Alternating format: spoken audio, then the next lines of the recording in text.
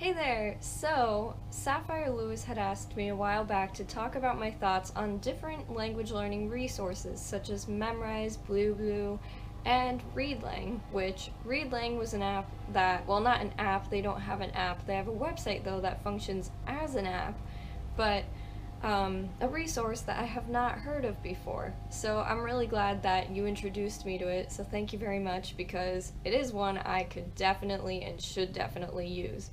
So, if you're a language learner and you are looking for a text to read but don't know where to start and you don't know how to judge if it's appropriate for your level, then I would suggest trying out Readlang. Now, as I said before, they don't have an app, but on their website they do have different tutorials and things, including how to set it up so that you have the icon on your phone's home screen so that you could just click on it and go straight to the website. And it's cell phone friendly, so it works just like an app, which is really cool. And I really like it because there are multiple functions. As I said, they have tutorials on their website, or YouTube even, so you can look those up. I could link them here like I did with Blue, which I find very helpful, so I won't go into how to use it and everything because those tutorials are well explained in my opinion. Also, it's kind of easy to navigate in general. So what's nice about it is you could read a text. It could be a book, it could be nonfiction or fiction, it could be songs, it could be conversations, it can be other, whatever constitutes as other. And I think that that's pretty cool. Oh, also, I think you can go online and look at different websites and things, but for me personally, I was interested in the book aspect of it because when I'm practicing a language, occasionally I'll look up blog posts and things online, but also I do like to read fiction in Spanish or French, etc. So what I did was I tested it out in Spanish, and what I did was, what's really cool about it is you can kind of put your level based on the European scale of how they classify the different levels of languages, or what level your language abilities are at. And Polyglot Progress, wow, I really can't talk today, but Polyglot Progress did a great video explaining on what that means, how they classify the different levels. You could just type it in on Google quickly and look it up online. It's commonly used throughout the language community, but you may not be familiar with it, so I would suggest getting familiar with it because it'll probably come up pretty often.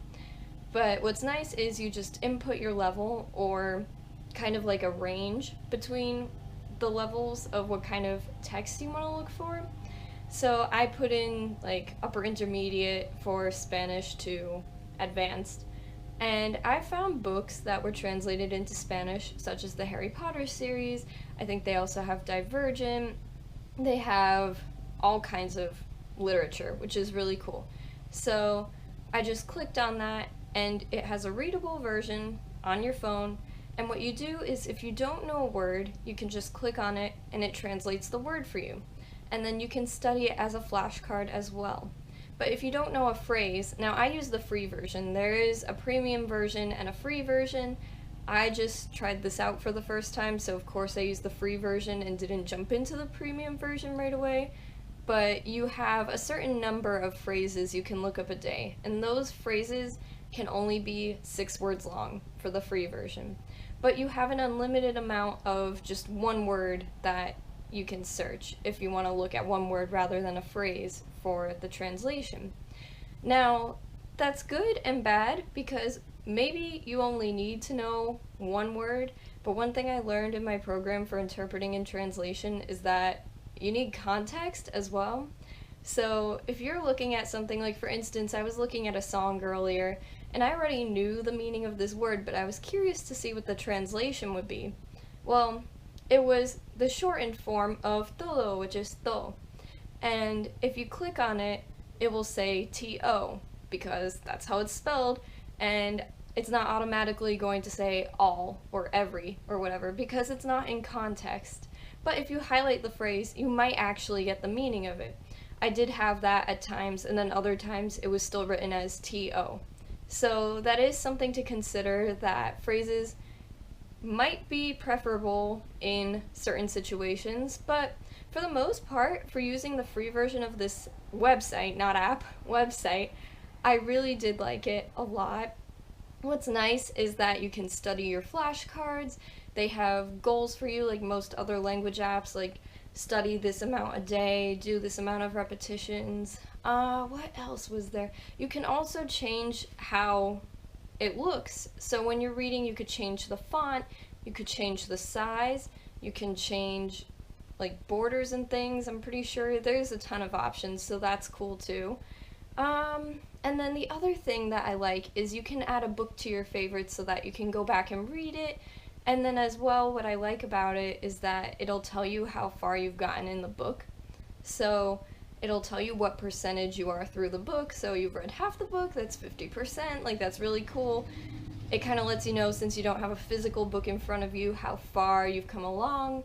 And I don't know, I just really like this in general because it's hard to go out and find kind of like text in the language that you're looking to learn sometimes, especially like if you don't have a store that sells text in that language, then it can be hard. It could be hard to find something online without having to purchase it. But with Readlang, you can just go on their website, search for something, and I'm sure there's something for everybody on there. So I wanted to say thank you to Sapphire Lewis for suggesting Readlang as a website because I don't know, like I've never heard of it before and I really enjoyed it. And I already suggested it to other people, like friends and everything, because I like it and I do think that it's helpful, definitely within the budget being the free version. And then, yeah, I would totally recommend this, so thank you. And as always, any requests, I am totally up for anything to do with languages. And yeah, I'll see you guys next time. Bye-bye.